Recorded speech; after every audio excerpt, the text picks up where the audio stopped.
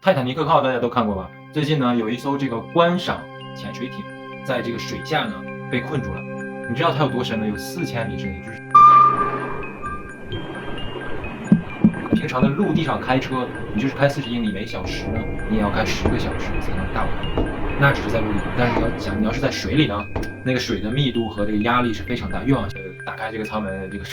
游上来的那就别想了，4000米深，大哥，这个4000米深的水底是什么样子？就是你只要一出这个隔压层的这个船舱，你一出这个船舱，你整个人就已经被嘣被这个水压给挤成灰飞烟灭了，真的是没有烟，但是你就成灰了啊！这个压力是和这个密度是非常大，所以基本上他是亿万富豪也好，无论他是普通的船员也好，他在水底下那个环境里绝望无助，氧气马上就要用光的那种感觉，真的是很让人心痛。